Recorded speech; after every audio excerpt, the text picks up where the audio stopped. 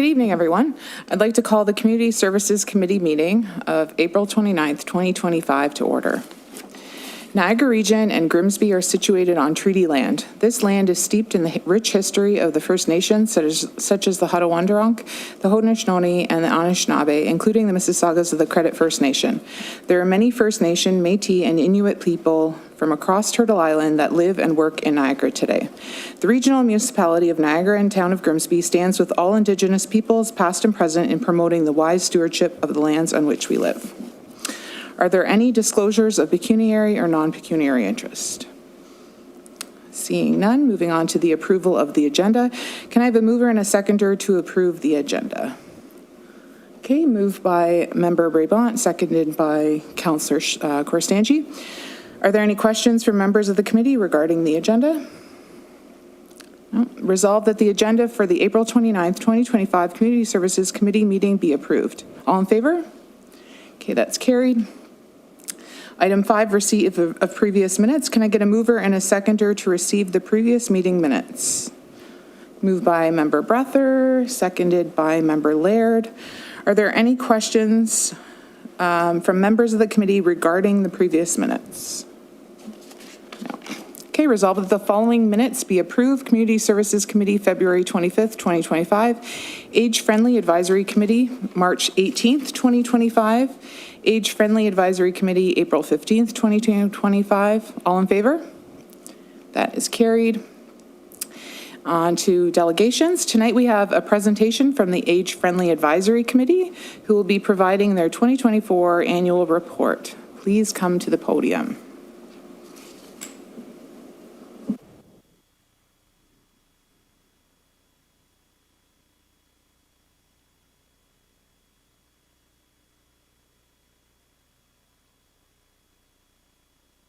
Yes. Okay. You're on. Good evening, Chair Sherwa, members of the Community Services Committee, and members of the public. My name is Olga McNeil. It's my pleasure to be here today as Chair of the Age Friendly Advisory Committee. On behalf of the committee, I would like to take the opportunity to introduce two of our dedicated members, Adrienne Brown and Leanne Wallace. They will be delivering today's presentation. Adrienne and Leanne will detail the work that we've done, the partnerships that we've built, as well as feedback we've gathered from the community. They will also highlight some of our key achievements and our future goals. I look forward to their presentation, and I encourage you to ask questions if you have any. Perfect. Thank you.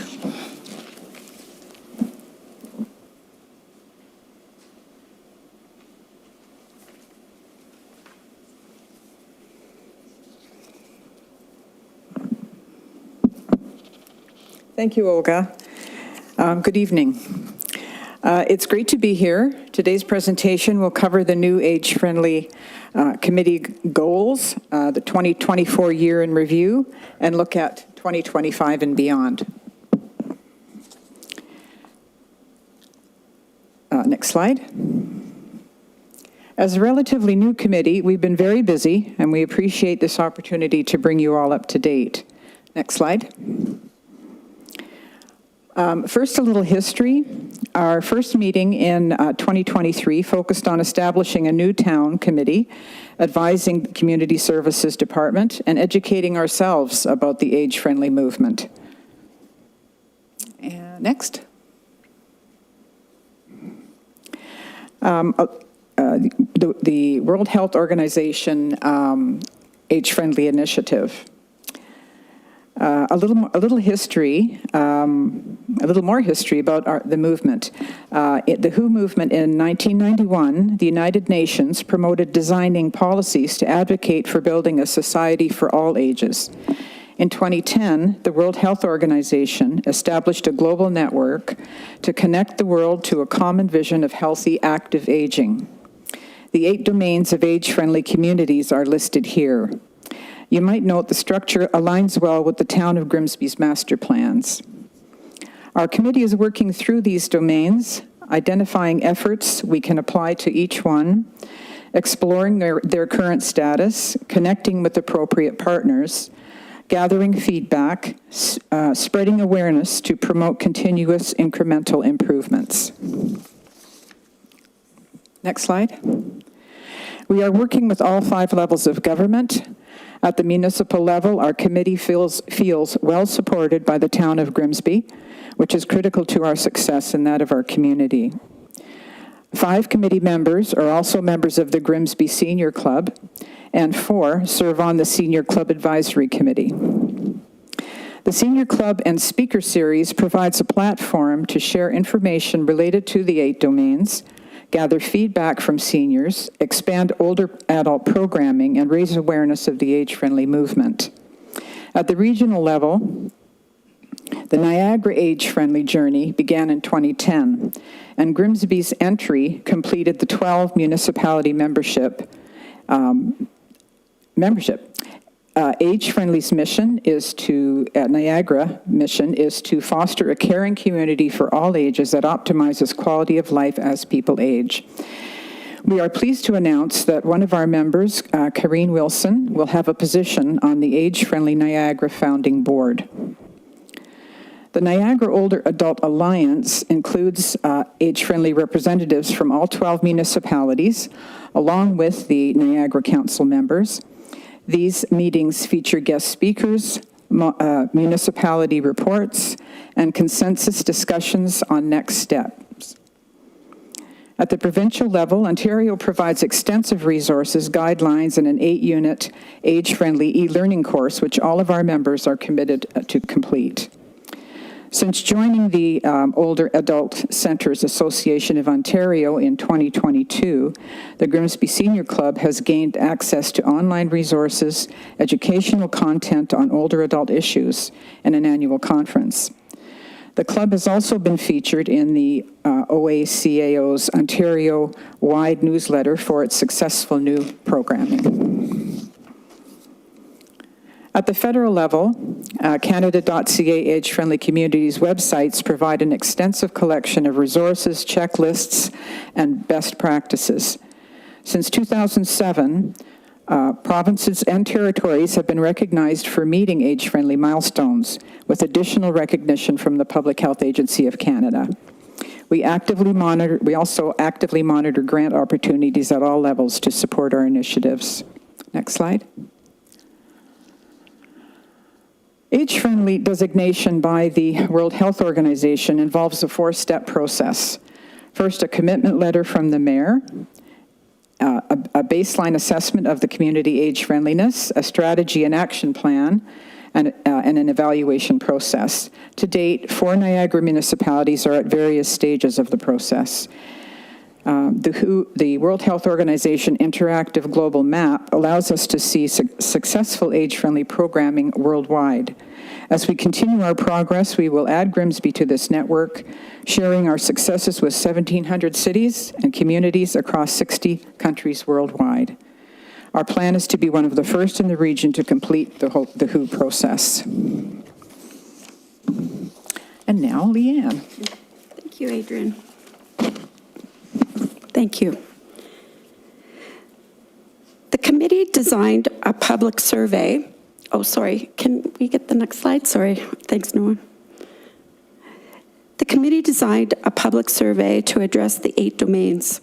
It was tested on a group from the Seniors Club, revised, and then posted on Let's Talk Grimsby in March of 2024. And the results, 197 surveys were completed, 442 site visits, over 600 page views, 57 respondents added several comments. And a similar Niagara Age-Friendly survey was conducted regionally in 2022. The Grimsby-specific results echoed our findings, also identifying key barriers to participation as not having a friend to go with and the lack of information about available activities. And email was identified as the most effective communication method as the best way to inform seniors. Out of the 8 domains, the 3 top priorities of respondents are listed next in order. Next slide. The highest priority identified in the survey was community health services. Just a few examples of the verbatim comments that we read in the survey results. Information needed on where to find support. We lack family doctors. And there is a shortage of PSWs in Grimsby. Mine comes from out of town. Next slide. The second highest priority was identified to be transportation. For example, transportation is a big problem for older adults. The NRT on demand is not really friendly for seniors if they don't use technology. Next slide. Rounding out the top 3 is the housing domain. There needs to be more subsidized housing for people on ODSP and the like. And another comment that we read, Grimsby needs more affordable transitional housing for older adults needing to downsize and not condos. These domains can be seen as largely regional. However, there are measures our committee is actively exploring to support them. The committee continues to build our work plan with our survey as our guide. Next slide. Some visuals of the Aging with Passion and Purpose, our first older adult wellness symposium. So one of our committee's first initiatives, while we were also working on the survey, was being involved with the Aging with Passion and Purpose Symposium and Active Living Fair, and it was a lot of fun. This was Grimsby's first event of its kind, featuring services for older adults age 55 plus. It was funded through the Seniors Community Grant and hosted by the town of Grimsby. The event was held at Mountain View Church in March 2024 and included 30 vendors and presenters and over 300 attendees. There was an overwhelming positive public response who requested the event to be held annually. And so on March 7th of this year, the Age Friendly Committee was involved with the second Active Living Fair, held in the same venue with 45 vendors, 2 presentations, attracting over 300 attendees. The evaluations for future events are currently under review by town staff. Next slide.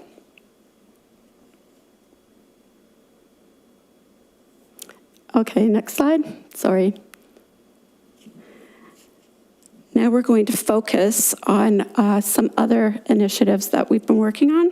Next slide. I'd just like to bring to your attention the check marks. We're really proud of that. Our committee will continue ongoing efforts initiated in 2023 and 24, which include, and the check indicates we've started and the initiatives are ongoing. Installing a bench at Town Hall, right at the entrance here, and determine feasibility of other locations. Ensure we recognize International Day of the Older Adult. We did so this in 2024 with a flag raising at Town Hall and hope to do this on an annual basis. Leading the effort to install the wind phone and installation of handrails at Centennial Park. Research and support existing microtransit NRT services offered to older adults in Grimsby. Support the town celebration on May 24th of the 60th anniversary of Grimsby Senior Club.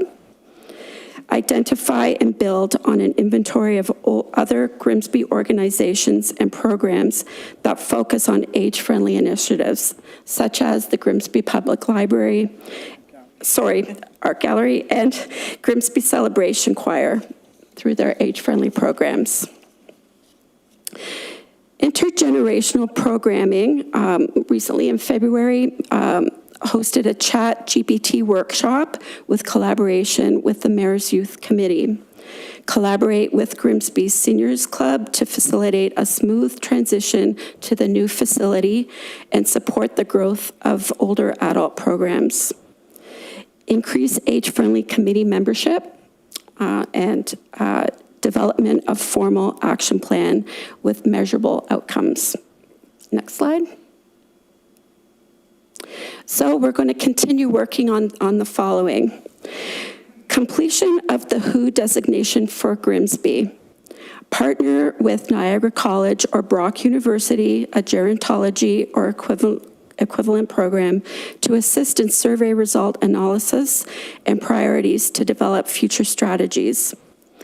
Develop age-friendly presentation deck to present to other community groups and enhance community awareness of age-friendly initiatives. Collaborate with West Niagara, Lincoln, and West Lincoln age-friendly advisory committees to share opportunities. Partner with local businesses to develop criteria to be designated age-friendly through the best and promising practices, partnering with other organizations that have similar programs like the Alzheimer's Society, our Accessibility Advisory Committee, and the Chamber of Commerce. And finally, we're very excited to also say that we are working very actively on social prescribing and combating loneliness. Next slide. In closing, we hope we have provided a clear picture of what the age-friendly movement entails, what our committee has accomplished so far, and our next steps in making Grimsby a more age-friendly community. Thank you. We look forward to your feedback and continue collaboration through an age-friendly lens. Oops. Can you just shut that off? Thank you very much. Oops. Yep. There you go. Thank you very much. It's nice to actually put the face to the name too. So it's great that you're here. Thank you. Do we have any questions from our committee members? I have a few. Councillor Kristangi? Thank you, through you, Chair. Just a few comments more so than questions. Fantastic, thorough report. Thank you. It's nice to see all the community engagement you've done with the surveys and stuff, and so that we can actually understand and hear the voices of the older adults in our community and what you feel that your needs are. And I think that's fantastic, especially when we're making decisions on certain things, then we're looking at through a more inclusive lens. I was lucky enough to take an intergenerational program just this last couple months, and fantastic. And I'm really excited that you guys are doing that, and I would hope that that could possibly expand, even with the high school or anything, because I know that was very valuable to me, but I took it at Heidehoff, and very valuable for the residents that live there as well. So I really like that idea, and I will help in any way I can.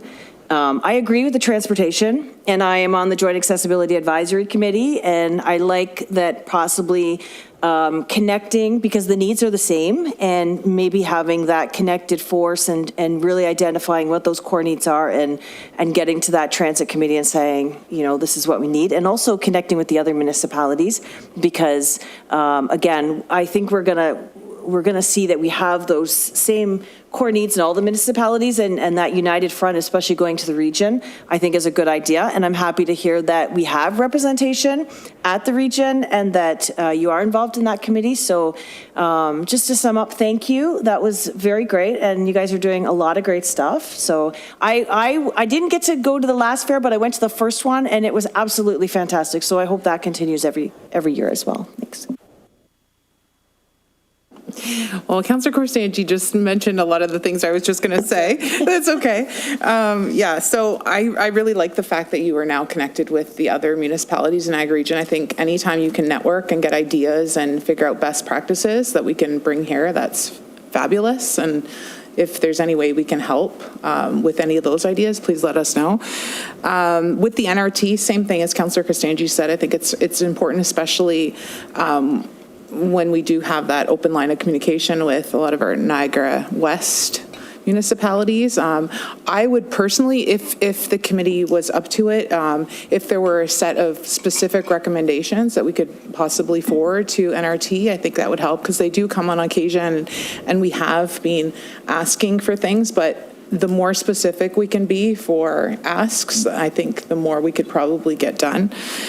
And also, I really like the fact that you would address loneliness. I know Councillor Kristangi and I had this conversation before, just recently, and we would like to get the community as a whole connected with other people through groups or through whatever. And I think a lot of times seniors, maybe they've lost spouses, they need to have a connection with somebody. So I would really support that if you could bring that forward, if you have ideas. I think that's really important. So again, thank you. I think you're doing great work. Thank you. Any other questions? No? Okay. All right. Can I get a mover and a seconder to receive the presentation? Moved by Councillor Breather, seconded by Councillor Howe. Resolved that the delegation from the Age-Friendly Advisory Committee regarding their 2024 annual report be received for information. All in favor? Okay, and that is carried. No consent reports. On to discussion reports. The first discussion report tonight is Community Services User Fee Study Project Update. Can I get a mover and a seconder to get it on the floor for discussion? Moved by Councillor Kristangi, seconded by Member Brabant. And Sarah, I believe, is online. If you can get us started.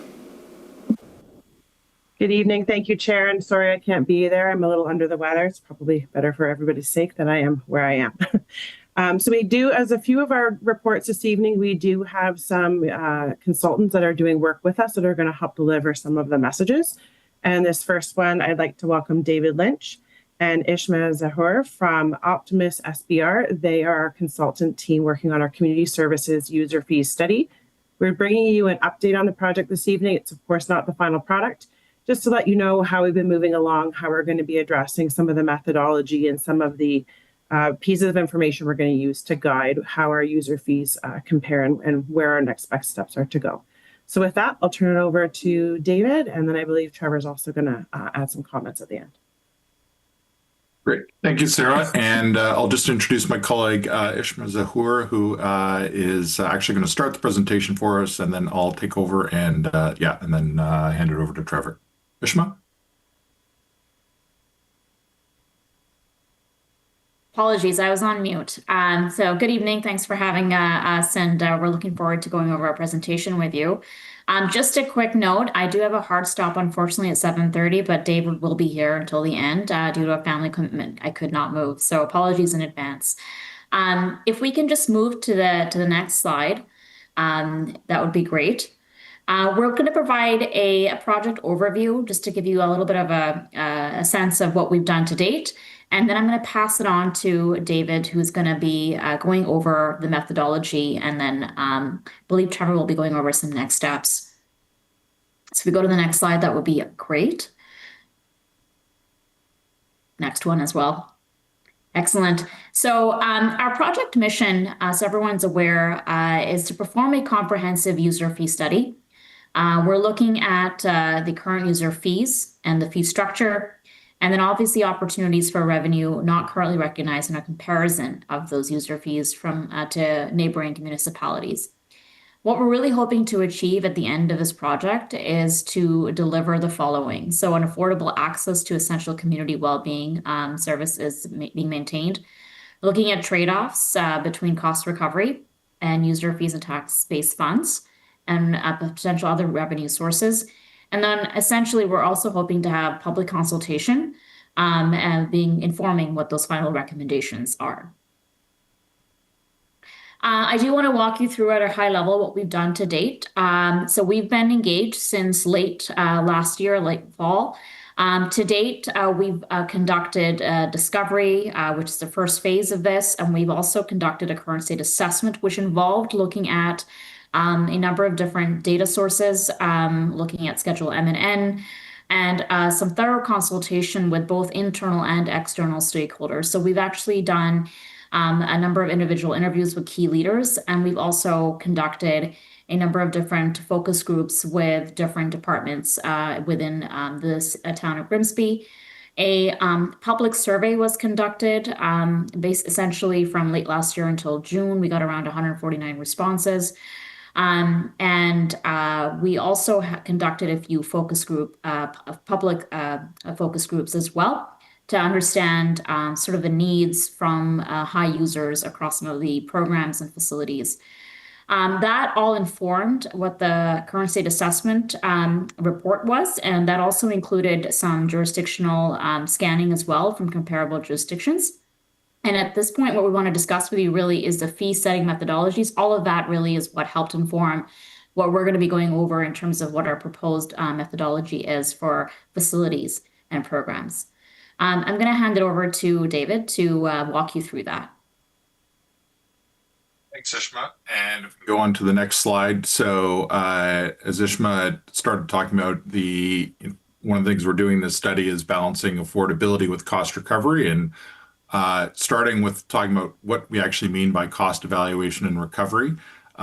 This diagram just outlines some of what we're considering as we do that. And just this is in the report, and but fundamentally, to figure out what those costs are, we need to understand what are direct costs and what are indirect costs. And what you have on the left-hand side shows that as you go up that pyramid, getting the data to identify and or allocate those costs gets more complicated. So whereas the ones at the bottom tend to be easier to identify and allocate, so things like staffing costs or equipment for a particular room. But as you get into supplies and services and administrative costs and facility maintenance, those get fuzzier and or are harder to identify generally and harder to allocate to, say, a specific program or part of a facility, and similarly with depreciation and things like that. So that's sort of a starting point for the discussion.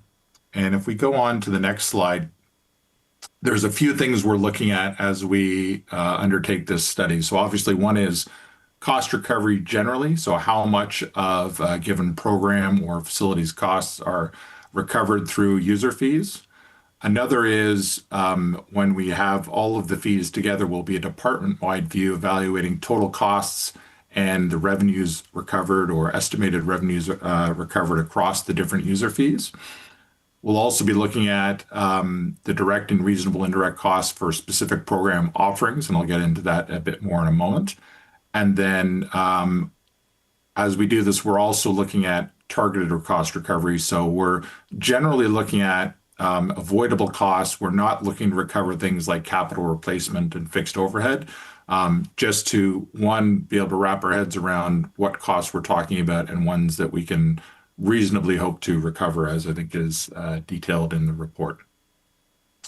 As we do that, we're also conscious of, if we go on to the next slide, market comparisons. So for both facilities and for programs, we'll be looking at what the comparable fees are in neighboring municipalities, Lincoln, West Lincoln, Pelham, and St. Catharines, for those that your residents might actually view as alternatives to go to if fees are too high. And then for Hamilton, Burlington, looking where they have, facilities that are comparable in the sophistication to the ones that you have and are building. So those are very much part of the considerations that go into how the fees will ultimately be set. Because uncompetitive fees, as it says there, risk reducing participation in revenue. This gives us a gauge of what communities can, reasonably expect to be affordable and sustainable. But at the same time, we're conscious that depending on the specific program or service, we may or may not consider it as much, because programs tend to be not directly comparable, just due to duration or number of participants. So, but they offer, a rough guide and something to consider if we know what similar, but perhaps not exactly the same programs are charging in neighboring municipalities. So that will be considered carefully as we ultimately set these fees. What this slide and the next slide speak to is how we're approaching arriving at costs for facilities and programs. And there's slightly different approaches for each of them. So the facility cost model for things like, as it says, room rentals, ice time, sports fields, will be a more of a top-down calculation that looks at direct and certain indirect costs, and calculates on a square footage basis how much of those costs should be allocated to ice time or room rental, that type of thing. Also considering market competition, because the costs may be high. And again, those market benchmarks will tell us something about what, you can reasonably expect to charge given what others charge in surrounding areas. And we'll balance those items. But fundamentally, we'll be looking at what are the overall costs, how many days is a facility or room or part of a facility available, and then what amount of that square footage is used by that facility to get at a cost estimation figure. So that's how the facility cost model is generally going to work. And then the next slide, if we can go to that, is the program fee model, which is perhaps a little bit more intuitive, a little more direct for things like camps and aquatics and recreation programs. That's going to look in more detail at, okay, what are the actual labor and material costs associated with offering that program? Things like the instructor's time, material time, things like that. Any technology fees or charges that have to apply. We'll take information from that facility cost model to estimate what the actual cost of offering that program in that facility is, and then also inform it by or calculate a per participant cost that will be done by dividing the total cost by the expected program enrollment, or what we call a target fill rate, which I'll ask Trevor to speak to in a moment. And then we'll still consider market comparisons, but as I said, given that programs might be slightly different from one place to another, or different durations, or have different features, again, that'll be more directional, and but again, can provide a gauge as to what you can reasonably expect to charge, given the way or given the costs that you can attribute to the program itself. So that's a quick overview of the facility and program fee model. And then I'll let Trevor just speak to a few of these additional pricing considerations. Thank you, David and Ishma. So moving into some additional pricing considerations that we need to take as staff. Of course, we've got what David alluded to on the previous slide, which is the typical direct costs. So what's our labor? What are our materials? The lifeguard supporting an aquatic program, or the camp counselors. Those ones are very easy. So the easiest way to do this is to take up all of those costs, divide them equally over the number of people who are playing in a program or participating in a program, and there you go. That's the easy way. There's a couple of other things we have to consider, and one of those is the target fill rate, and that is how many people are you assuming are going to be in a program? We're anticipating revenue. We're setting fees based on what we expect to bring in. We don't know yet.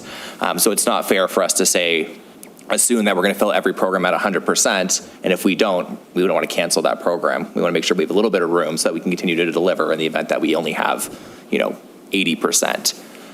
So an 80% fill rate is generally what we look for in our programming. So when we're setting rates and, as we're assessing things after or before we even run a program, we want to make sure at minimum we're getting up to about 80% participation.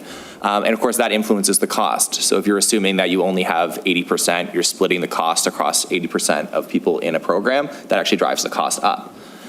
So when we look at how we're going to price for programs, we want to be able to move some of these things up and down to help change the cost. So for a camp program, for instance, our camp programs fill at about 97% consistently every single year. So to calculate the fee at 80%, now we're actually making some money and it's driving the cost up. So in that case, we might actually say we're going to use a fill rate of 95%. It lowers the collective price down, and we're still ensuring that we're recovering all of the related costs of that program. Similarly, for a program that has lower enrollments, let's say it's a well-loved program that only has 10 participants, if you charge that at 80% of a room that holds 30 people, by math, we would say we have to cancel that. Well, what we can do instead is lower that fill rate down to 50% or 40%, whatever it is. It drives the relative cost per participant up, but we're still sure that we're covering all our costs and that program can continue. So it's just an example of something that, when it comes to facilities, and David gave the example, arenas, that type of thing, an hour of ice is an hour of ice. If you come for an hour and a half, it goes up. It's not quite the same with programming where you have all these different inputs, how many staff are working, what hours are they there, what facility are they using. So we have a little bit more flexibility in this model to change things up and down. Another consideration we can make is subsidies. So once you calculate, once we do the math and the target fill rate has been applied, typically in the industry, you'll see additional subsidies passed on to certain demographics. So popular examples would be youth and older adults. We currently offer, a 15% subsidy. If you're registering for a program for an older adult 55 plus, you're saving 15%. And similarly, youth programs, you don't always see it on the sticker price. You're saving 10%, but typically we are, discounting it more. And when we look at cost recovery, we're recovering less costs for a youth program than we would for an adult program, where generally you're looking at 100% cost recovery. So this study will look at what's typical, and it will make recommendations to committee to consider at the end. Lastly, and David spoke to this already, is market comparisons. This is really important for facility rentals. ICE, that type of thing, because it's apples to apples. An hour of ice in Grimsby is an hour of ice in Lincoln. It's the same surface, very similar delivery.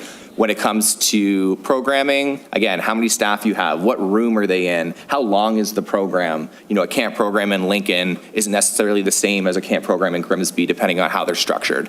So I think you will see a little bit more variation in market pricing when it comes to programming, whereas for facility rentals, regionally, things are usually lining up a little bit more closely.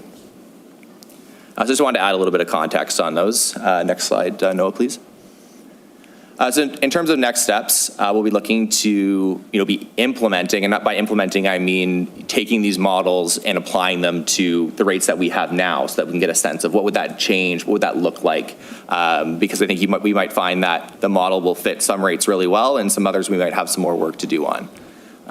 And that's particularly important with the Peach King Center expansion renovation project, where we're going to have new types of spaces that we've never rented before, like a gymnasium. We want to make sure we have a good basis for the fees that we're going to charge to make sure we're competitive, but again, recovering those new costs that we're going to be taking on as a municipality. Once we do that, we'll be conducting a second round of stakeholder consultations, and then taking the final report and implementation plan to committee for approval. Next slide. And then if there's any questions, I think Sarah will take the questions and direct them to David, Ishma, or myself as needed. Okay, thank you for your presentation. Are there any questions from the committee? Councillor Howe?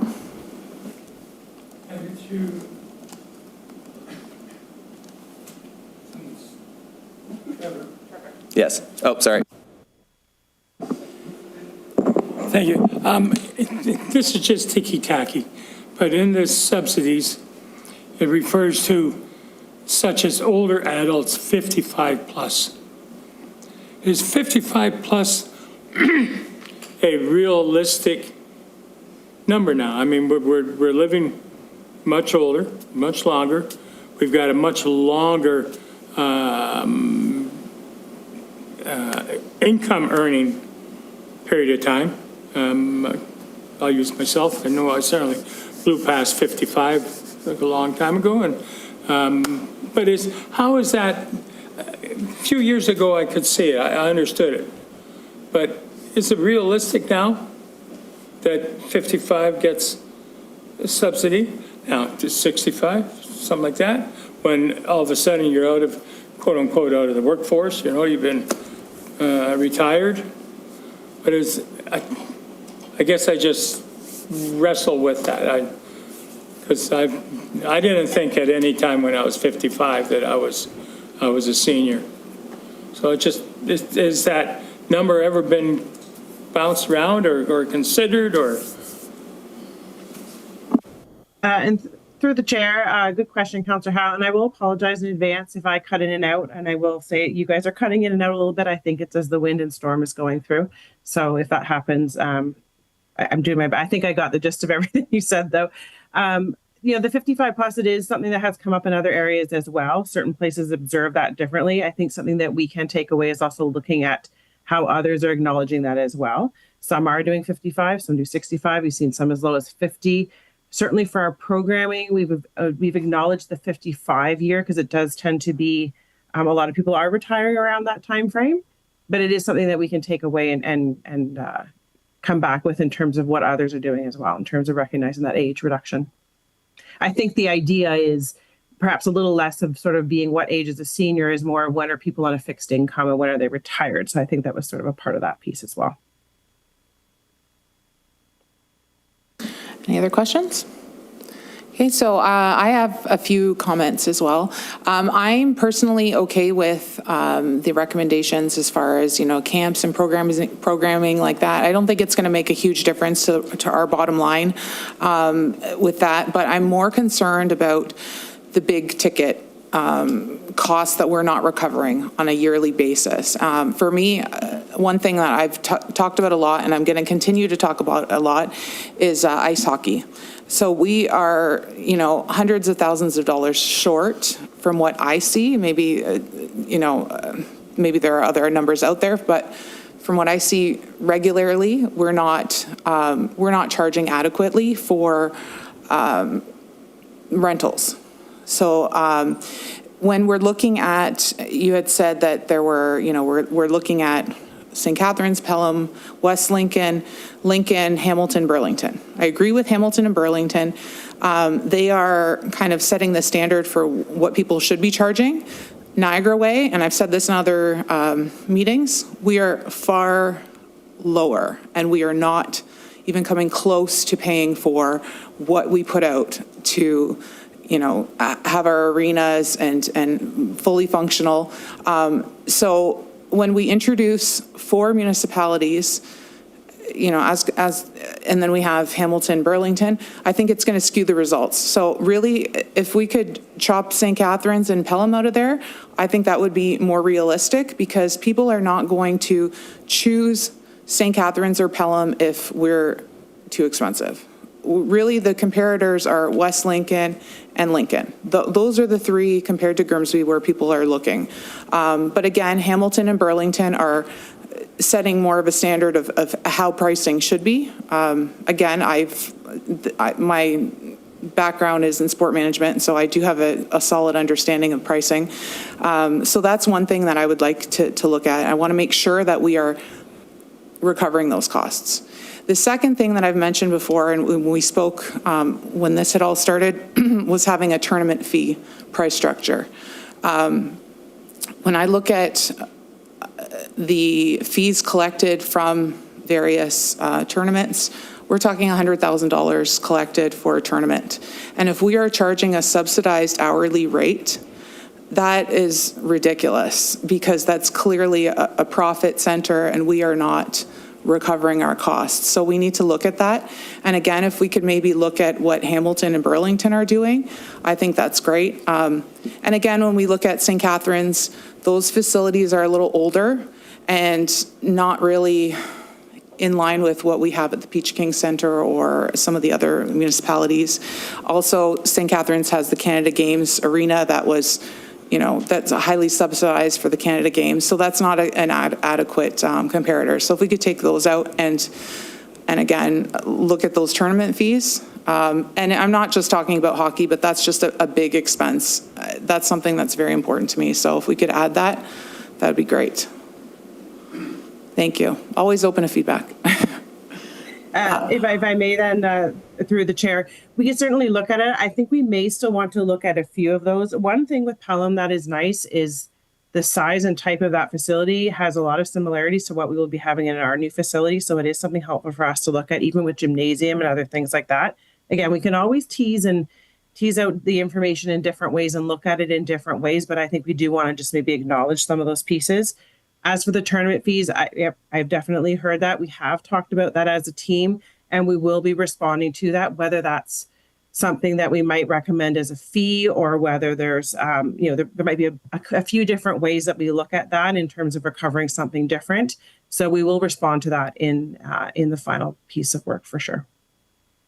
Okay, that would be great, Sarah. Thank you. Member Brabant.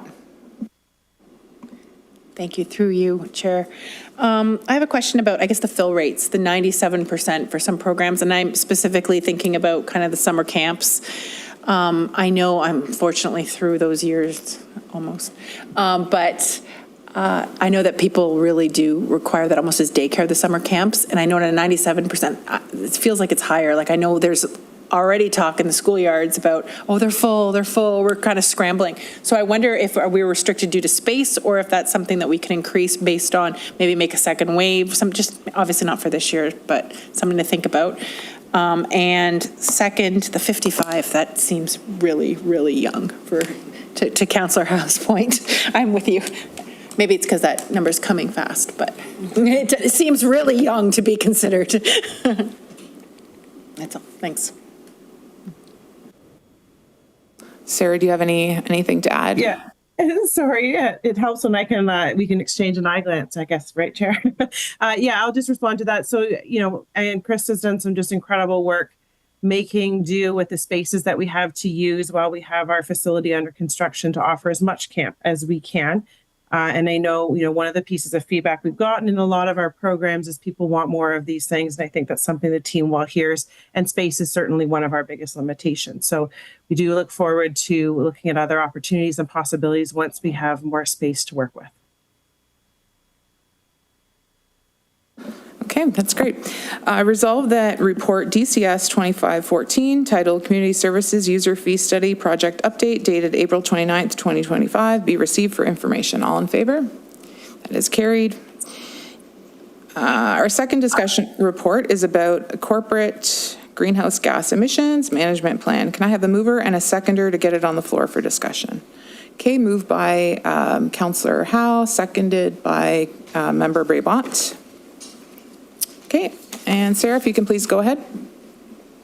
Yes, I'm going to invite Chun Liang up to the podium to give us a summary of some of the work he's done for us. And I believe Jillian Booth is also there as well, one of our staff members who's done a lot of work on this. Just before I turn it over to Chun, you might look at this and think this seems somewhat familiar, and it probably does. We did earlier in this year, we had to do our energy conservation demand management plan. It did cover some of the same information, not in quite the same format, maybe not to quite the same depth. That one was a legislative requirement. This particular plan is towards achieving our goals of working through the PCP program, which is a climate protection program that we've talked about. Once we get through these pieces with this plan and setting our target, which we hope to do this evening and then on to council, we will be submitting the plan for approval, and that will mean we will have reached milestone 1 and 2, and we'll be moving on to milestone 3, which is our climate action plan, which we're excited to be doing. And Chun, hopefully I'm not taking too much from your presentation. Just wanted to make sure I connected the dots if you're thinking this information looked familiar from before. So with that, I'll turn it over to Chun, and he'll walk you through some of the key pieces in the plan, and happy to answer questions at the end. I press the right button? Yes, you're on. Thank you. Thank you. Yeah, thank you, Sarah, for inviting me back, and thank you, Jillian, for supporting this. So as Sarah had mentioned, this, excuse me, I just have a bit of a frog in my throat. As Sarah mentioned, it might look familiar because the previous plan, which I presented a number of months ago, was based on facilities, and it was really focused on energy reporting as per the legislative requirement. This particular one is all sectors in your corporate portfolio. So this includes transportation and, waste, emissions from that. And it's focused on emissions and an inventory of that as opposed to meeting a legislative requirement. So for those of you who weren't here when I was here last time, just a really quick introduction about me. I'm the former energy manager for the city of Brampton. And I'm currently, an independent consultant for Treehouse Energy Services, which we write roadmaps for decarbonization. Just a little bit about what we do. So next slide. Excuse me. So the majority of slides are mentioned in this overview, which will be about 10, 15 minutes. So as Sarah mentioned before, I'm going to cover just very briefly the PCP program and give a bit of a background about where we sort of came from. So in 2021, Council unanimously passed a resolution for the town to join the Federation of Canadian Municipalities and the Canada Partners for Climate Protection Program, which is, referred to as ICLEI. It's, local governments for sustainability, basically, and I'm not sure how they got the acronym out of that, but it's local governments for sustainability, essentially. And the program that they offer is called the Climate Protection Program. So next slide. Yeah. And just to build on that, there are three targets that we're looking at by the federal government, which, has, we all know, changed, but the party remains the same. Excuse me, I'm just adjusting my notes here. I'm just going to let you know, Noah just brought you some water, if that helps you. It's just at the bottom of the podium. Yeah. That's great. Thank you very much. Noah.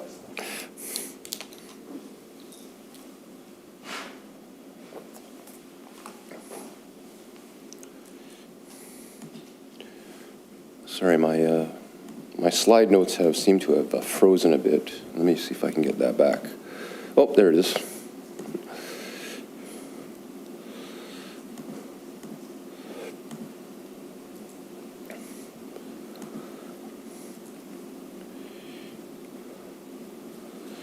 So, the targets regionally, so the city, the region of Niagara has a net zero target by 2050.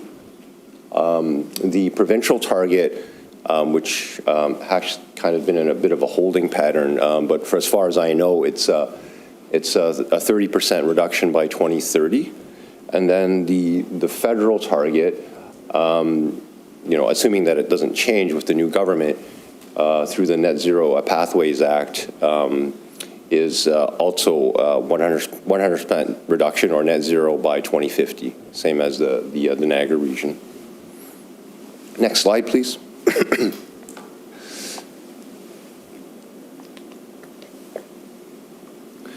So the Partners in Climate Protection Program has a fairly robust, I would say, structure and commitment to meeting greenhouse gas emissions. Their recommended targets are fairly aggressive.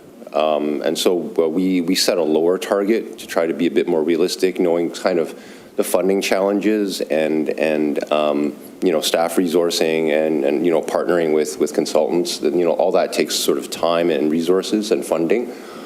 So, but just to go through briefly the 5 milestones, and the first 2 that Sarah had already mentioned.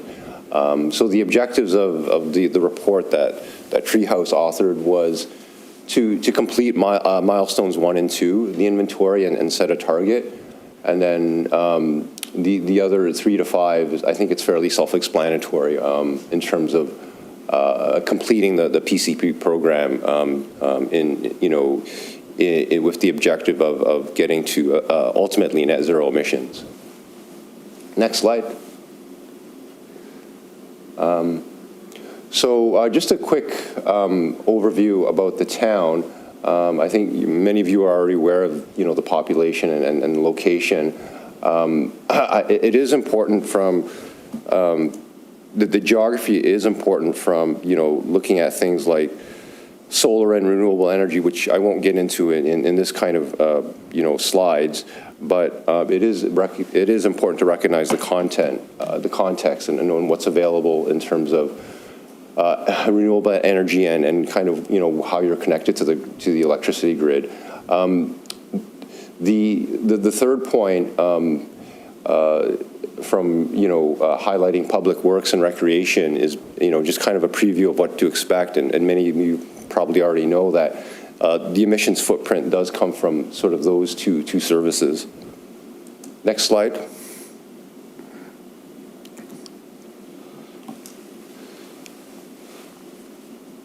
So the objectives of the inventory are,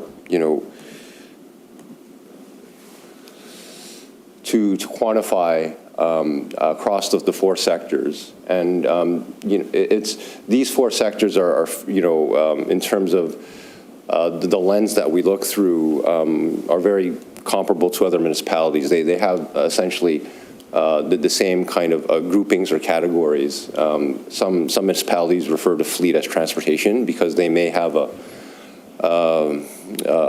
they may have a bus fleet or train service, but for the town of Grimsby, that we all have a fleet. You all have a fleet.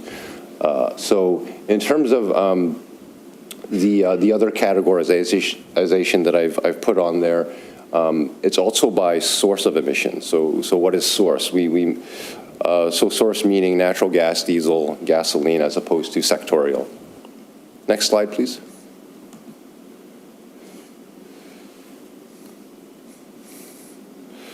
So you may be wondering what the base year is, and just to highlight that, I know it might be a little small. So the emissions were quantified for 2023, and you might be wondering, why not, 2024? And it's because the federal government publishes emission factors 2 years in arrears, and that's, because they collect the data from the provinces, and especially with the electricity grid emissions, those can lag a bit. So as you all may know, and that affects mostly the facilities. So as you can see, the top emitter, the top sectorial emitter is facilities, followed by transportation, in this case fleet, waste, and then street lighting. So just a note of appreciation for gathering some of this data. I know Public Works had put together not just the cars and the trucks information, but also the things like lawnmowers and Zambonis, which also have an emissions footprint. So I appreciate their support in getting us this data, and we're able to quantify their emissions from that. So transportation, to be clear, or fleet, to be clear, includes the on-road vehicles and then the off-road vehicles. And then we also did waste audits. As many of you know, the landfills are managed by Niagara Region, so you have much less control over that. So the emissions you do have direct control over are really the three sectors: the facilities, the transportation, and the street lighting. Next slide, please. So using a different lens, we have, in terms of, or a filter for emissions. Sorry, if you could go back to the previous slide. Yeah, so this is emissions by source. So you can see from the pie chart, natural gas from your facilities is the top source for emissions, followed by, excuse me, gasoline and diesel.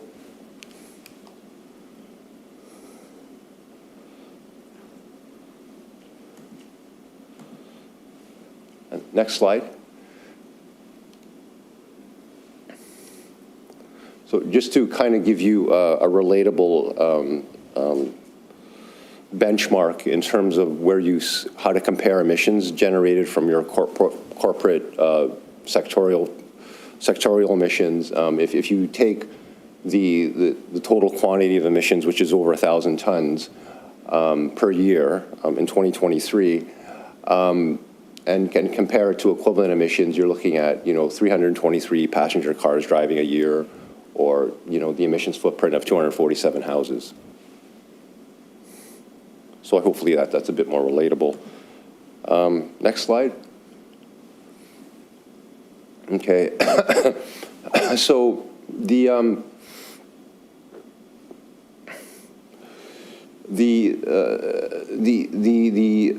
calculation of milestone one, just kind of step back a bit, there are over 1,500 data points that went into calculating that, and to kind of give you another benchmark, The first plan, the CDM plan, which covered facilities, was about half the number of data points. So it's actually a fair size for a municipality of your size, the number of data points that went into this. And you may be wondering how we set the target of 30% reduction by 2035.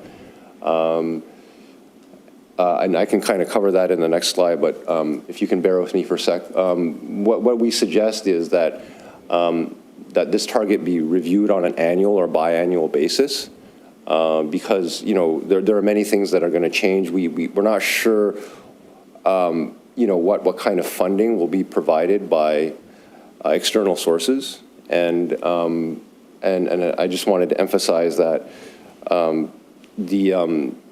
you know, external funding is what most municipalities, well, I'd probably say almost all municipalities would do in this case, because it is very difficult to for example, fund, you know, a $50–60 million net zero retrofit for a building. And that's what, you know, just to throw out an example, that's kind of the ballpark that we're in.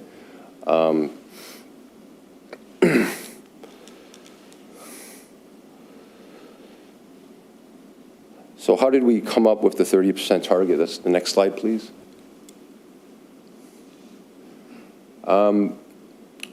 So the majority of emissions, as we mentioned before, are from the facilities and the fleet.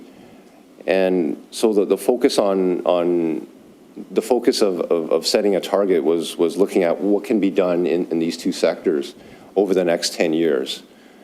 And, you know, the federal government has in the past, and Grimsby has applied in the past for funding for one of the recreation centers. You know, we don't know what kind of funding will be available with the new government yet, but it's, you know, it's the same, you know, political party, so hopefully that'll continue. And that, and then on the fleet side, at the provincial level, I believe there has been, you know, funding for electric vehicles. And so that is kind of the other recommendation from, you know, from this a report, that in addition to looking at retrofitting your facilities, that, you know, you consider transitioning your fleet to electric vehicles, the on-road vehicles, to be clear. There are some options with the off-road, but they're much more limited. Next slide, please.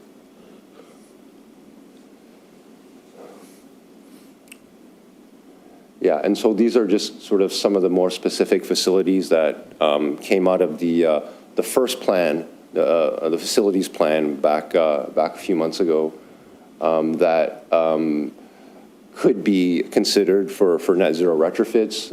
The reason that the town hall appears first is because, speaking to some of the staff, it's near end of life for a lot of its assets. So and usually the approach to retrofitting buildings is to align the end of life cycle window with you know, a funding window, hopefully that'll appear, and you know, come up with a plan that way to retrofit.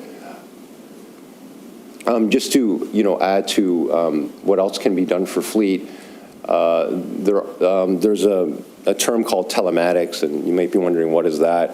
It's basically, you know, collecting data on driver behavior with an onboard monitoring system.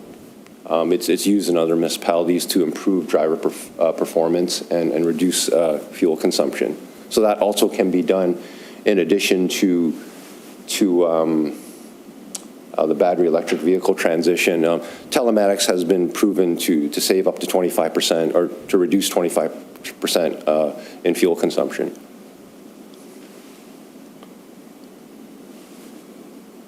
Okay, so in terms of next steps, based on, I guess, our discussion and based on the trajectory of the PCP milestone, it's recommended to come up with an action plan to actually cost some of these recommendations, these strategies, and then, you know, to really do a deeper dive into, you know, how can this be aligned to an asset management plan, and also look at external funding sources.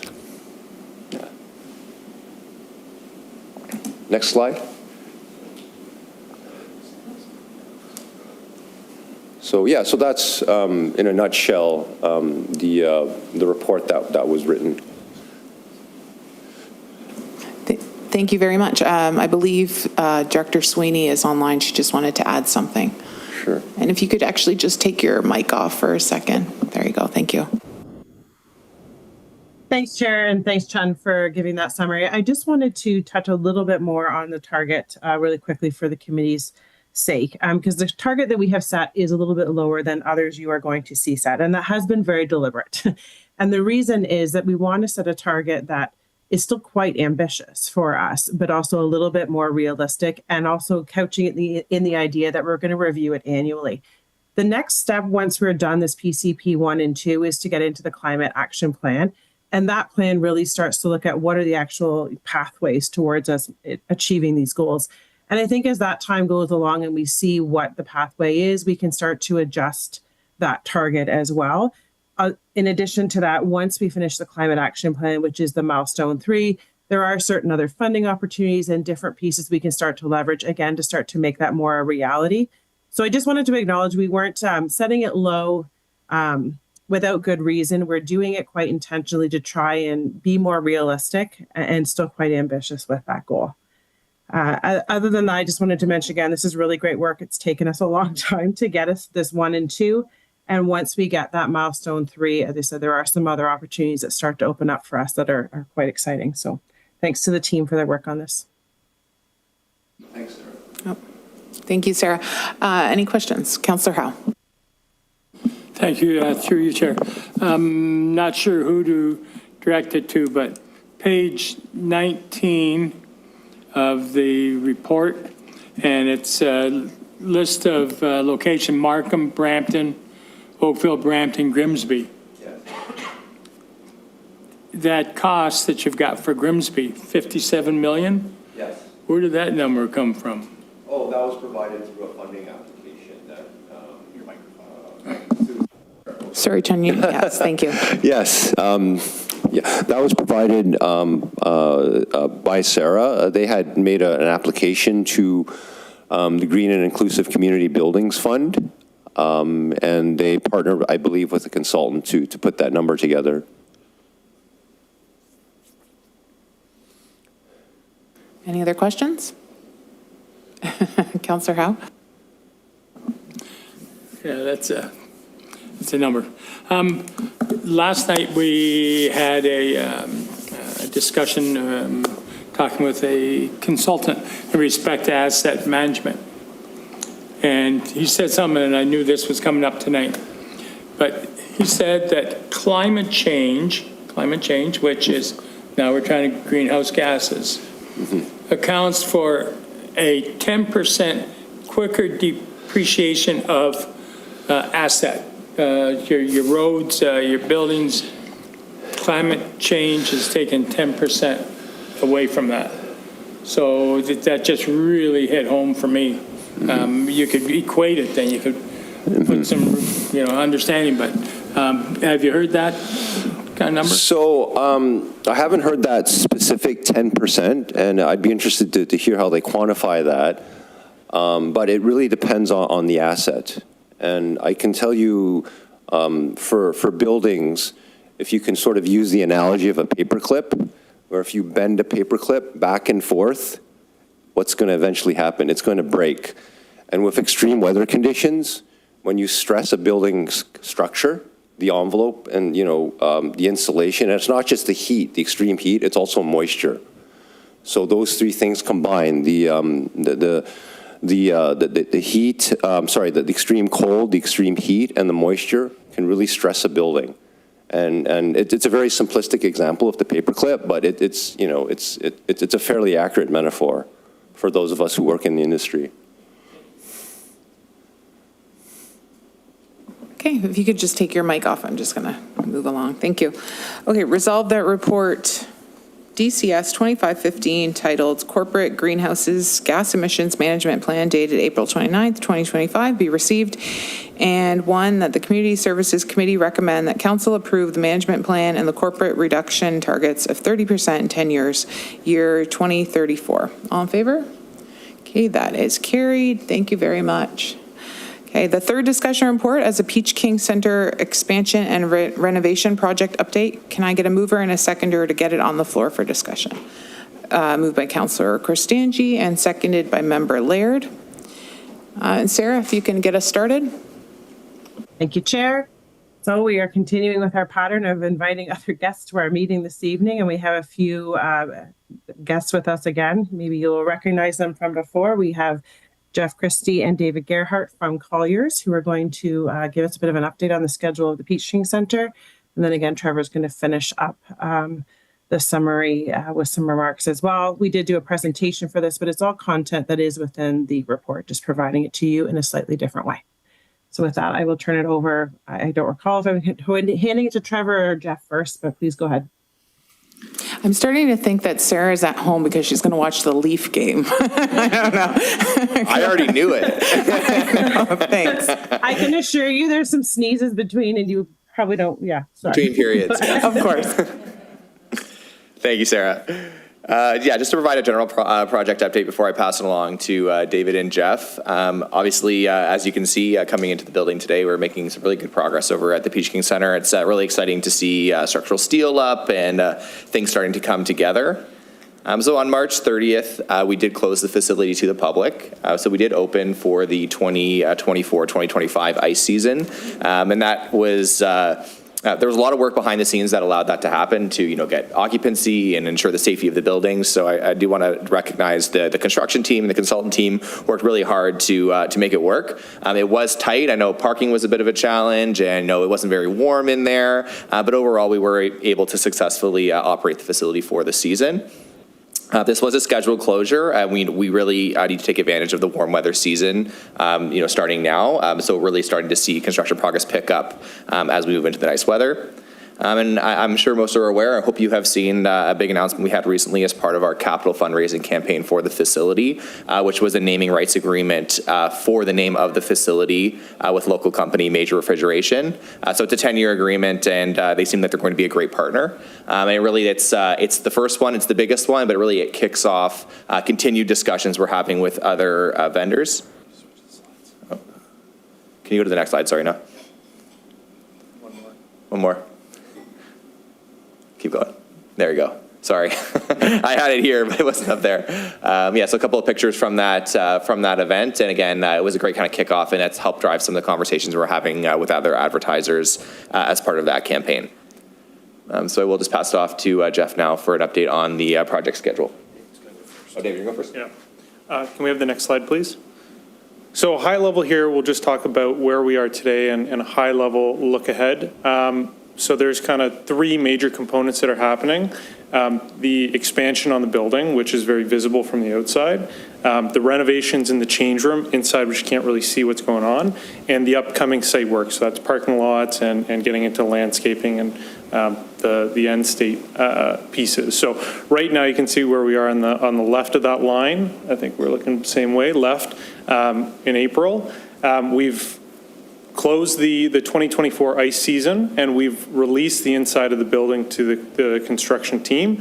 They've gone in there and they've started doing their change room renovation. So we are progressing well on that and working towards the completion of that inside work. And that's going to facilitate towards the 2025 ice season opening in September. So three components. We're working through the change room renovations. We're working through the addition. We'll talk about a little bit more on the next slide with the shell of the building being completed and then getting into the interiors of the work. And then we're also seeing site works which are going to be occurring in the near future. There's some discussions around that and what the phasing is going to look like. But that's a high-level overview of the look ahead, working towards our phased occupancy and then the completion of the construction project. And I'll let Jeff give an update on the overall process. Thanks, David. One of the things Could we go back a slide? Yeah, we can stick on that slide. One of the things we wanted to talk about was what you've heard and where we are today. I think everybody is always concerned when it comes to construction projects about when are we going to get in? And I think that's the key message here.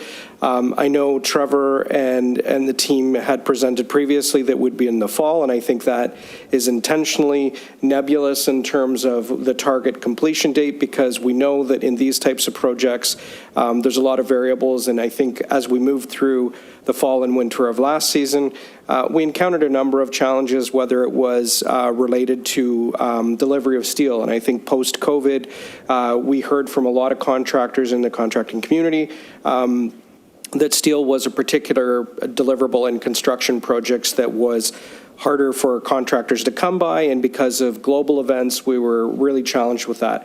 So to David's point, I think we feel like it's a huge victory in terms of where we are right now, because we've actually gotten past that.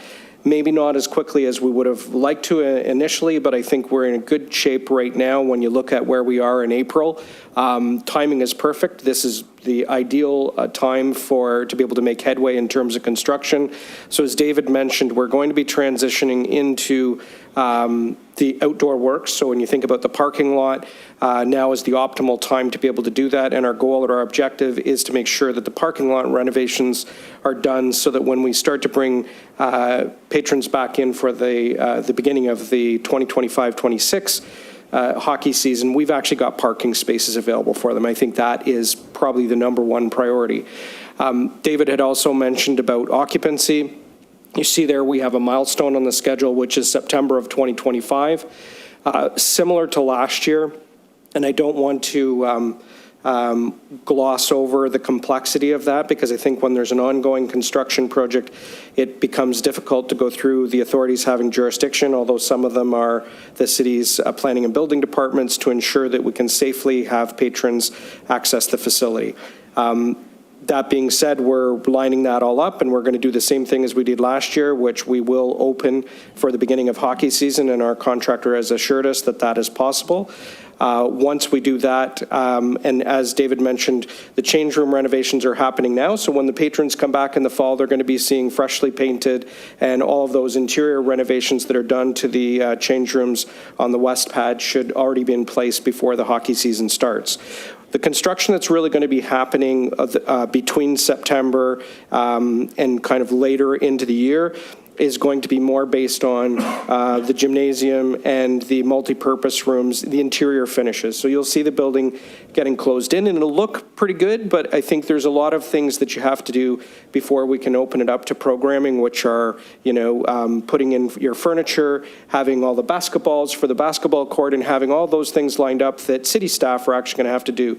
So when we say we're targeting having this available for programming in January 2026, we're working very hard to make sure that we can kind of draw that line in the sand and have buy-in from the contractors, the consultants, and everybody, even on the city side or on the town side on the team, to make sure that we can have all of those things in place to make sure that we can have an opening in January of 26. Back to you. Next slide. Excellent, thank you. So this is just similar to what you've seen previously. This is a little bit more detailed, just about what's going on. So we've broken it up into our three main buckets, the expansion addition. So ongoing works, we've got concrete floors wrapping up this week and last week. Roofing works are ongoing. We've got curtain wall and envelope works occurring, as you see around the perimeter of the building, and masonry, which we'll see some photos in a little bit. Upcoming works in the addition, we've got interior works happening, which are going to be our partitions, mechanical systems, electrical systems, and plumbing. So really, when the building gets closed in, envelope, roofing complete, weather tight, we're going to see a lot more activity happening on the interior of the building, and you're going to see that finished space progress. So that's the addition expansion. Inside the building, the interior renovations, we've got ongoing demolition occurring. After that space was turned over to the contractor, they were in there with full force, really being prepared with everything they needed beforehand, because they've got a relatively short window to get in and get out. So demolition work is ongoing, masonry work is ongoing. They've got electrical work for the change rooms that they're working in there on.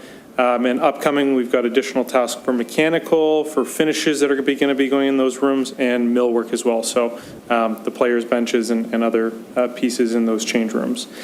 Site is an upcoming item, so that's your parking lot. And there's a lot of discussion and coordination that's going on with the construction team related to what does the phasing look like related to the parking lot. We got to make sure that there's enough parking for the town building as well as for when we open in September. So we want to make sure that it's, we might have to do 2 or 3 different phases to ensure that we've got enough parking for staff that are coming in.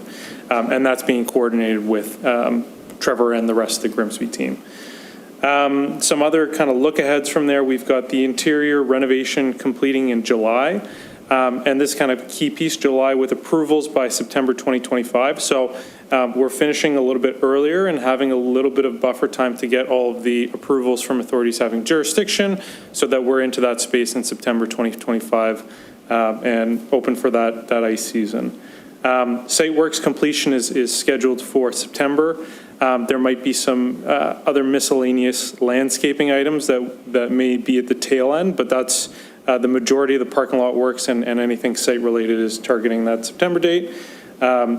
In line with the ice season opening in September 2025. And then the last few items are related to more of the closeout portion, so commissioning of equipment and closing out on inspections and anything that the permit office needs between September to December.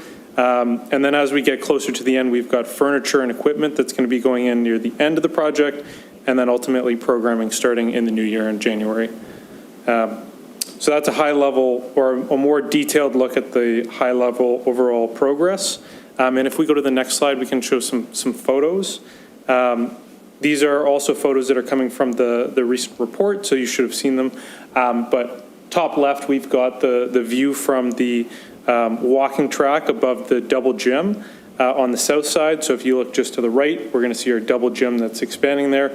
It's great to see concrete has gone down, and we're going to be having the envelope going up on the left, and we're going to have the guardrails and other finishes happening on the right-hand side, looking down into the gym, and then obviously flooring will be added onto this space as well. Top right, we've got our view looking towards Town Hall from the first floor out the south exit. So just to the left, there's going to be the concession stand, there's going to be some seating in this area, and then in the foreground is some of the program spaces. And then bottom left, this is a view from the west facade where we've got masonry work that's ongoing, a little bit hidden from our view on Town Hall, but great to see the masonry work progressing, and that's going to come and wrap around the other sides of the building with the envelope. So a little bit of a snapshot of where we are today with construction progress. And if you go to the last slide, just talking about next steps. So we've got, our team is working with the ongoing construction progress and monitoring, so dealing with issues that come up on the construction design side and working towards those later stages of construction. We mentioned the parking lot phasing discussions, which are ongoing now and are very critical related to ensuring that we've got adequate parking for each step and for the users on either side. FF&E procurement, so that's your furniture, fixtures, and equipment procurement. So we're going to be moving into that stage shortly as we come towards near the end of the project. And then ultimately our operational and moving discussions, which are going to be happening through Q3 and Q4 as we work towards that transition and handover phase. And I'll pass it over to Trevor. Thank you, David. Just to wrap up, on schedule, I just wanted to, I think from our perspective, we're always managing it, from construction standpoint, but I think from committee's perspective, it's what's the public impact. So what we've been communicating to the public, going back to the beginning of construction, was a completion in fall 2025. As of right now, unfortunately, we're not going to meet that deadline. We're looking to mid to end of December as a revised completion date. And by completion, we mean construction completion. And on top of that, we're looking at when does that mean we can welcome the public into the building in a way where it feels complete and furniture is in. So we're looking at very, very early 2026, January. And we're hoping that lines up, a lot of our programming turns over in the new year, that type of thing. So we're really working hard to get to that milestone. As Jeff and David mentioned, there's a number of factors that have contributed to that delay. But I think overall, where we're getting to now is we're seeing the risks of schedule delays go down now that the structure is complete. You can't really do anything else when the steel is going up. You can't be inside. You can't be doing hanging lights, doing all those types of things when the structure is going up. As we're moving into good weather, shop drawings are getting complete. The risks of some of the challenges that we've had to date are going down. So the team's working really hard, and as a staff team, we're pushing really hard on the team to ensure that this delay is the last one, and that moving forward, we're hitting that revised occupancy date at the end of December, early January 2026. And then if there's any questions. Do we have any questions from the committee? All right, I have some comments. I think it's progressing very well, so it's very nice to see even today I came in, it's amazing how quickly you guys have worked through this. So, and thank you for accommodating hockey. It was great. I have a kid in that program, and they were still able to do it. And I know a lot of families are very happy about that. Peach King still got to operate all year, which is fabulous. A lot of people like to watch that. So that's great. Questions? Parking, I don't know how you guys managed to pull off the parking, because it felt like we were completely maxed. It was so hard to find parking, but you could always find it. It just, so just keep that in mind for if you are needing to take away some of the parking, that we still have the same amount available, because again, it's very busy during hockey season. And I just wanted to know, as far as clarification for the West change rooms, because I know I brought that forward. That was something I wanted to make sure that we addressed adequately, because there were some concerns with the ventilation, mold issues and stuff, so that it's not just a cosmetic fix. Can somebody clarify on what we're doing there? Trevor, hesitation? I might take to make a quick comment on the parking, because this is a good news story. So from a parking perspective, it was very tight, and we're very happy because there was Peach King games and tournaments, and we did get through it, and we're glad we did. The good news now is the parking lot works are actually happening now, into the spring, summer. So we're actually going to be gaining more parking in anticipation of reopening in September. Some still will be occupied for construction, but net, we'll actually have more parking available for the next ice season until we complete. So that's great. Maybe I'll pass to David to talk about the renovation component. Yeah, and on the renovation component for the change room, so part of the work is not cosmetic, is actually going in and rebalancing the mechanical equipment and ductwork that's in that space. So that should help with dealing with if the equipment has not been balanced in the last 20 years, you're not getting adequate airflows through there. I don't know if we want to talk about Mike Grable also investigating for that unit. Well, if I can, another item that we're looking at, and it's not been fully resolved at this point, is looking at those are existing units that are servicing those existing spaces. So Trevor and Mike are looking at replacing the existing equipment that's near its end of life and upgrading it with a unit that may improve the humidity aspect in those rooms. So that's still not been fully resolved, and that's part of the operational side. So we are definitely rebalancing the ductwork that's in those spaces. That's part of the core work. And then if we can also upgrade to improve the mechanical equipment servicing those spaces, I think that's also a plus. That's perfect. Thank you. Do we have any other questions? No. Okay. Resolve that report DCS 2516 titled Peach King Center Expansion and Renovation Project Update dated April 29th, 2025 be received for information. All in favor? That is carried. All right, the fourth discussion, thank you very much, by the way. The fourth discussion report is the Community Services Department update for April 2025. Can I get a mover and a seconder to get it on the floor for discussion? Case moved by Member Laird, seconded by Councillor Cristangi. And Sarah, if you can take it away. Thank you, Chair. So I will just run through the different pieces in this report. Hopefully you had a chance to read through it. A lot of really great work continuing to move along with this team that hopefully is reflected in this report. The first one is the spring and summer program update. Once again, we're seeing a really strong uptake. We sort of touched on that a little bit earlier as well. But also attached to this report to Appendix A is the leisure guide, and I do hope you get a chance to look at it. There are so many programs and different opportunities that are in there for all ages. And again, I just really want to commend the team for finding ways to continue to do all of these things, or so many of these things, without the facilities we would normally have. So thanks to the team for that great work. We continue to see really great enrollment numbers. And we're really excited to be able to eventually expand that even further once we get into our new facility.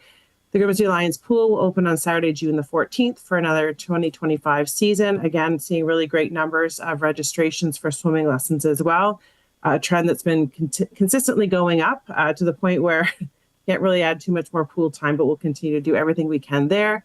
We are going to offer free public swimming days again on heat alert days. There weren't too many last year, but overall that has been well received by the community as well. I'm happy to say that the pickleball courts have also opened this past weekend. If you can believe I'm still going to bring pickleball conversations to you. And I just wanted to say we're really happy in the end with how all that work turned out. A lot of work went into discussing the schedules and going back and forth.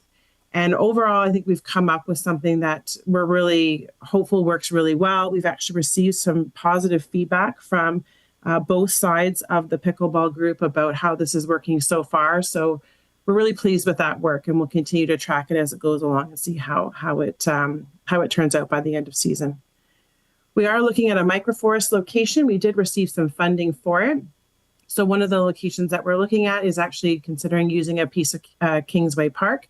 We will be doing some communication with the residents in that area to discuss that idea, but that could be a really exciting area to bring something to that park area that gives them a little bit more of a nature experience as well. Bell Park, the playground is nearly complete and installed. It was long overdue for replacement. So hopefully that will be completed by this week's end. And then we are looking at putting in a pathway along the side. We are continuing to having some conversations with residents about that as well. And then the next piece is working on the staircase that's going in. We actually have meetings this week to try to get towards a final plan as to what makes most sense, but that will be occurring very soon. The Grimsby Garden Club, we do a partnership with them with the Trillium Awards. So just wanted to flag that program as well. They've changed the way they do that program a little bit in terms of doing some awards throughout the season versus just one, but that's a great program that we're happy to partner with. The 40 Mile Creek Bridge has gotten a lot of progress done. If you've been down to see it, and I know we've shared some previous images. Unfortunately, we do have to wait now because there are some periods of time where we are not permitted to do work in the creek area. So we have to wait now until July to finish that bridge. The actual procurement, we had given them until the end of the year. So we are certainly well within that time frame. We had hoped to have it done earlier. Unfortunately, just some factors didn't quite allow us to do that, but they are committed to coming back as soon as they can on that July date, and hopefully we'll have that done by end of summer. The tree planting, however, in that area will probably won't be done until the fall. There's 2 case study projects that we're sharing with you with the Landscape Research Consortium that our team member Jill is working on, a soil health and mapping project, and also a tree inventory project. The Grimsby Seniors Club, some of that might have been touched on earlier with the presentation that we have, but I think this is a little more about the actual club. There's quite a variety of things, again, shared with you in there about a wide range of activities that are going on to really see that club continue to grow and try new things and get involved in different programs. So please do make sure you take a read through some of those different initiatives that our team member Krista has been working really hard on. Civic recognition, the award ceremony is Monday next week. I know most of you, if not all of you, will be there, which we're excited to have you there. We just shared the list of the names that are now confirmed as attending on that day. We look forward to an exciting celebration with all of them. Attached as Appendix B is the newspaper advertisement that we did put in that shares who those recipients will be. We continue to work on our Grand Oak Park with a maintenance program, partnering with the Grimsby Environmental Network, Ontario Green Conservation, and also our staff team as well to make sure that we maintain that pollinator garden. It's actually a really great partnership as well. Monthly, we have a group that comes out, a bunch of residents that come out and are maintaining the gardens in there. So it's been a really great story. The Active Living Fair, I won't touch on too much because that was something that was touched on earlier, but at the end, we're just sharing some of these events. The Active Living Fair, again, super successful event. This past weekend was Ways Goos. If anybody had a chance to stop by, when I stopped by, it was booming. There was tons of people there, really great event as well. Community Safety Day is on Saturday, May the 10th, so next Saturday. This year, we actually have the Grimsby Fire Department partnering with us in a sort of stronger presence for that event, so that should be a really great day. And on Saturday, May the 24th, we will be celebrating Grimsby Seniors Club's 60th anniversary with a whole variety of activities, and we hope you'll come out for that one as well. And the last event that we have listed for May is the Grimsby Public Art Gallery's 50th birthday, which will be on Saturday, May the 31st. And with that, I open it to any questions. Thank you, Sarah. Any questions from the committee? No. All right. Resolve that report DCS 2517 titled Community Services Department Information Update April 2025, dated April 29, 2025, be received for information. All in favor? That is carried. All right. Museum. We have 2 items under museum business tonight. The first is the museum's annual report for 2024. Can I have a mover and a seconder to get it on the floor for discussion? Okay, moved by Councillor Korstanji, seconded by Member Breather. And Janet, if you can please lead us through that. Thank you, through you, Chair. The Grimsby Museum every year applies for the operational grant from the Ontario government called the Community Museum Operating Grant, known as CMOG. One of the requirements for this grant is an annual activity report received by the museum's governing body. This annual report must include staff development, maintenance, curatorial activities such as research and collections management, conservation, exhibition, interpretation and education, marketing and public relations, and governance and policy. So I'm just going to give you a brief overview of what we've done this year, what we did last year at the Grimsby Museum. 2024 was one of the best years the museum has had since I have been here. Our programming was a huge success with our highest revenues in over 10 years. Museum staff pushed themselves to achieve great things, and the museum put on some exhibitions that were outside our norm. We hosted just over 5,700 visitors, which aligning with the museum's performance objectives, which is also the most in the last 10 years. We continued to expand our in-person programming. We presented free drop-in events, March break events, cemetery tours, Canada Day, Arts Walk, Spirits with Spirits, the Glam Gala, and many more, including 2 talks with Alan Cross.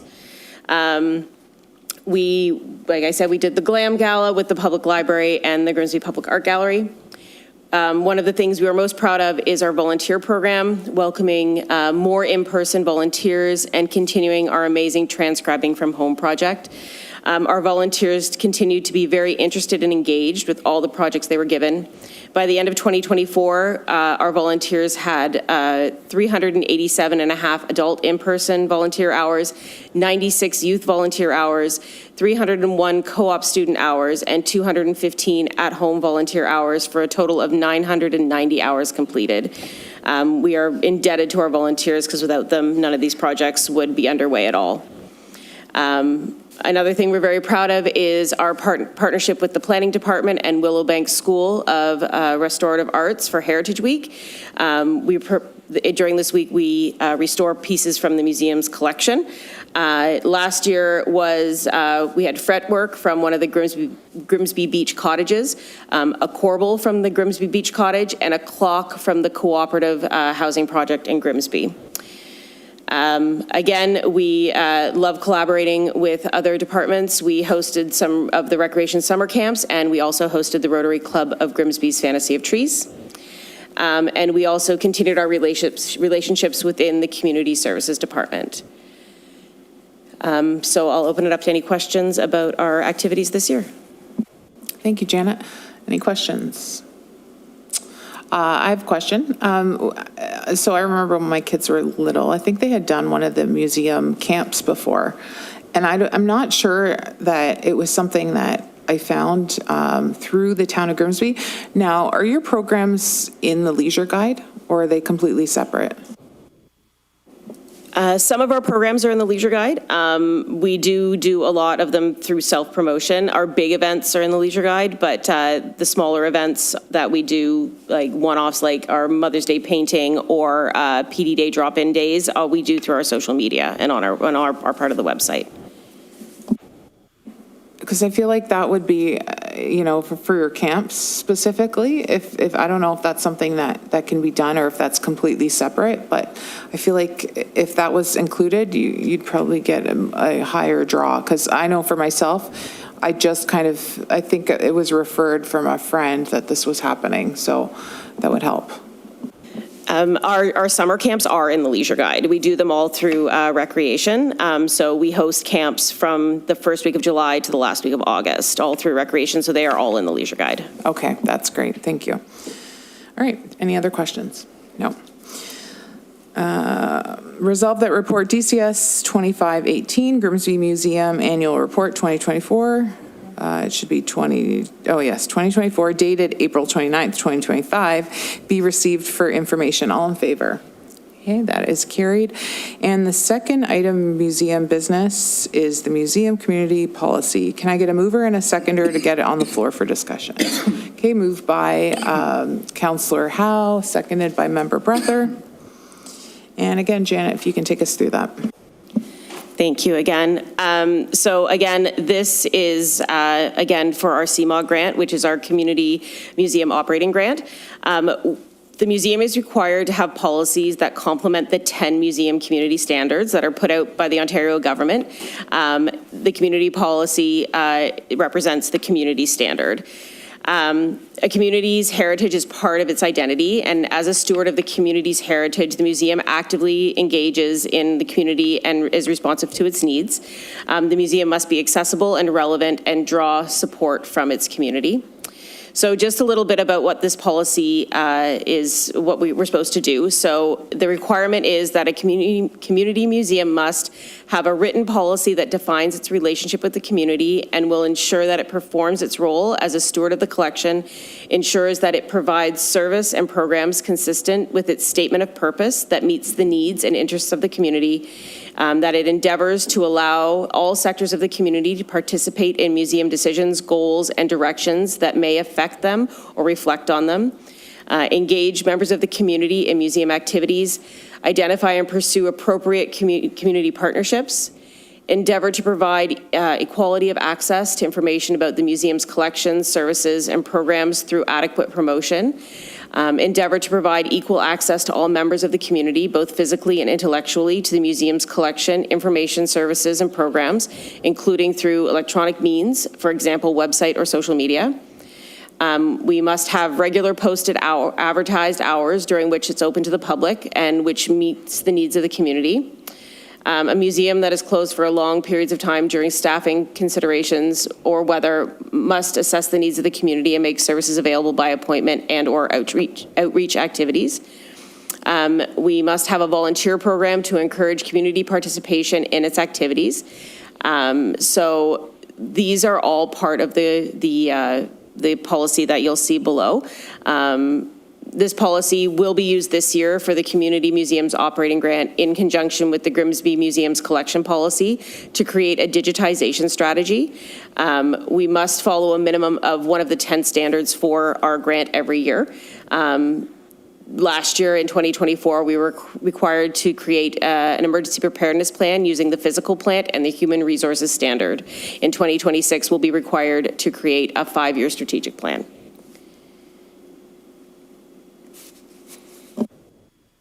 Okay, thank you. Any questions? No. Okay. Resolve that report DCS 2519, titled Grimsby Museum Community Policy, dated April 29th, 2025, be received, and one, that the Community Services Committee recommend that Council approve the Grimsby Museum Community Policy. All in favor? Okay, that is carried. We have no correspondence. And is there any business pertaining to the committee? No. Well, I'm just going to announce that Councillor Kristangi is back. Yes. I'm very happy to have her back after a 1-month leave, unpaid leave.